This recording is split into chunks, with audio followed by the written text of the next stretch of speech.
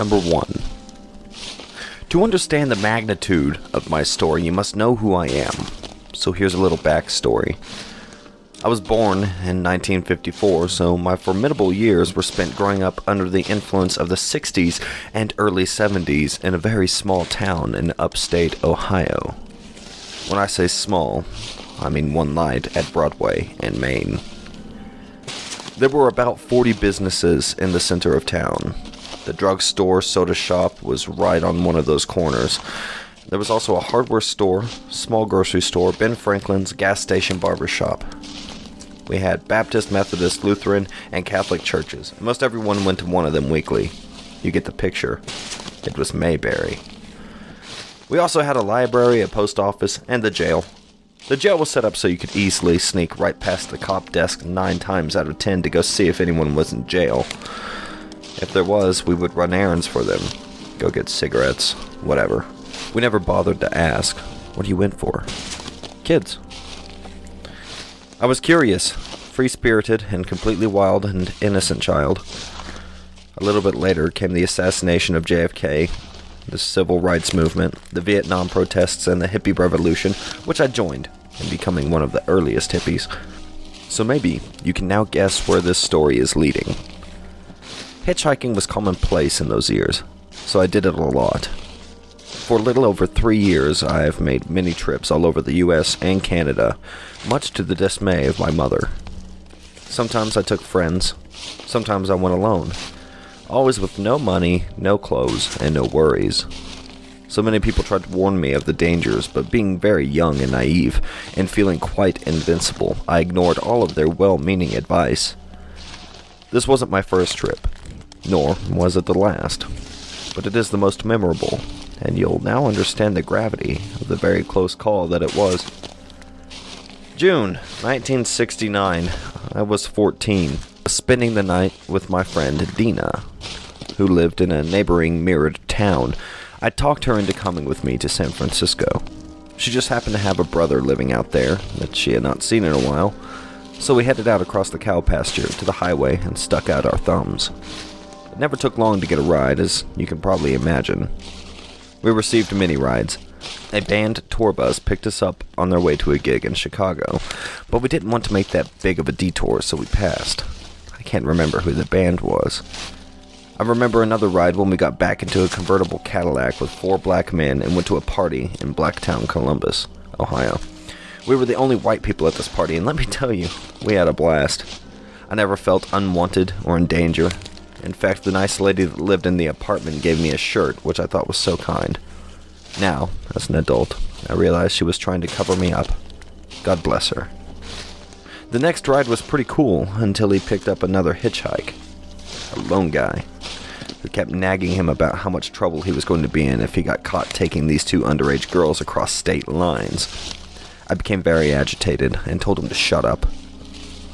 We should have gotten out right then and there, but we stayed. He wasn't dangerous, just annoying. Well, the driver stopped for gas in Iowa, and Dina and I went into the restroom to freshen up. When we came out, the cops were waiting for us, and we ended up in an Iowa city jail. I'm sure our parents were contacted immediately, although I do not recall this. We were quite the attraction in this little jail. The cops would come up and talk to us and play cards. They would bring us cigarettes, candy, and donuts. Another Mayberry. I don't think we were there for too long before Dina's mom had driven out to pick us up, and after a conversation with her daughter, she decided to drive us the rest of the way to California.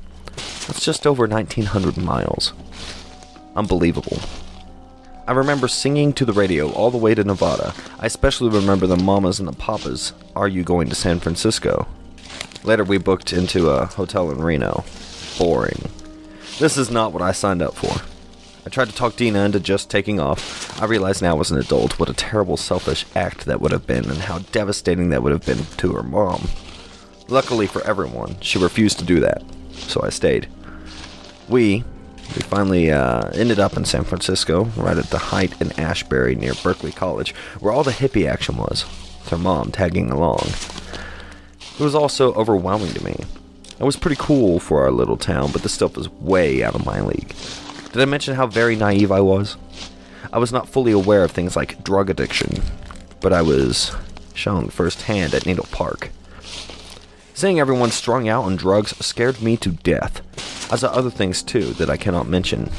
Needless to say, I was shocked. I wanted to go home, and I have never wanted to go back to California again, and I never have been back, even to this day.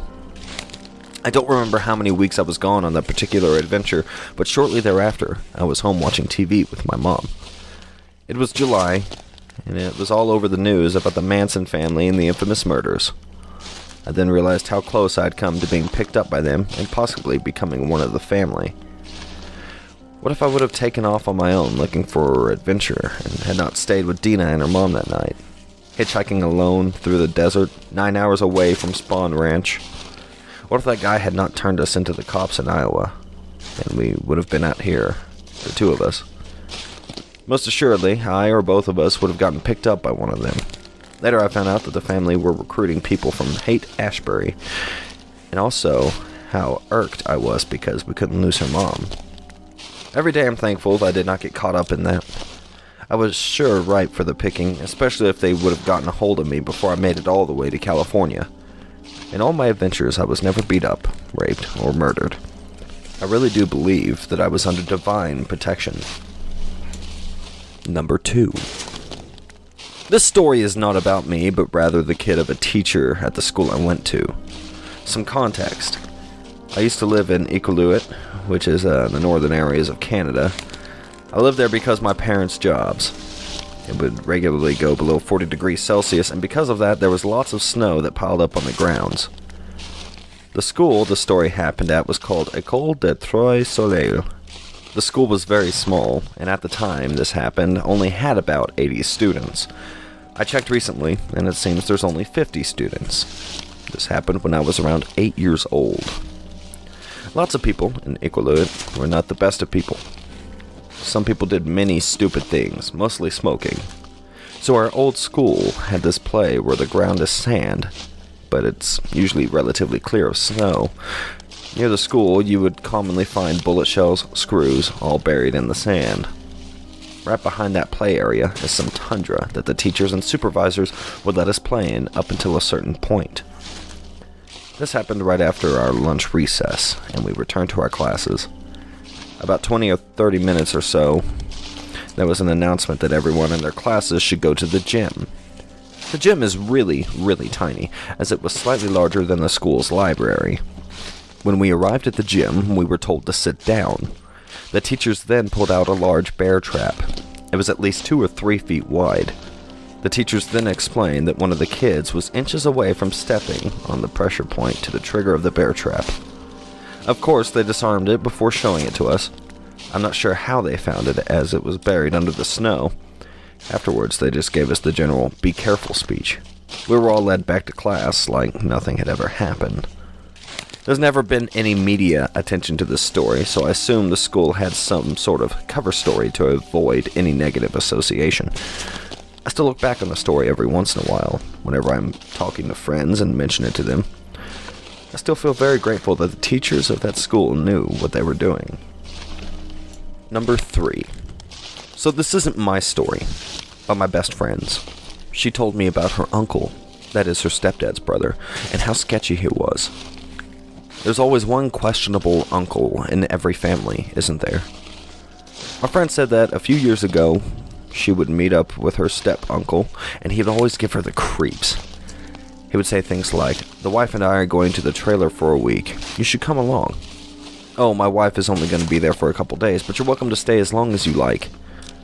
Not necessarily the worst thing in the world, but the way he said it made her really uncomfortable. He would bring her presents all the time, and find any excuse to be alone with her. She said that he would often come by her tattoo shop when there was no one else around, despite living an hour away. There was only one door to that shop, so she would be stuck in there until either closing time or Uncle's stepdad decided to leave. When he hugged her, his hands would go too low, and his hug would last too long. I can't remember if I ever met this guy, but I was very familiar with my friend's stepdad, and I never cared for him. So, safe to say it isn't a stretch to imagine this. What makes me angry is that my friend finally confessed to her stepdad and told him what had been going on and how it upset her. But the bastard didn't believe her. Nothing was done. Because good old uncle was just trying to be nice and my friend was overreacting. About 3 years ago, my friend's life became much more difficult. Her mother suddenly passed away, which was very sad for everyone involved. With all the stress and grief involved, my friend was at her wit's end. Her mother's memorial service was held at home, and the entire family came by to give their condolences. My friend was lost in all of it. Still not sure what to think. Of course, Uncle was there. Sometimes during the service, he came up to her, gave him one of his too long, too low hugs, and whispered into her ear, "I dream of you." Our friend sat on the porch and couldn't function for hours. I would once again like to thank you all for stopping by and listening to my little stories. If you haven't already, make sure you follow me on Twitter at HorrorTimeTorviz, and go check out my Patreon.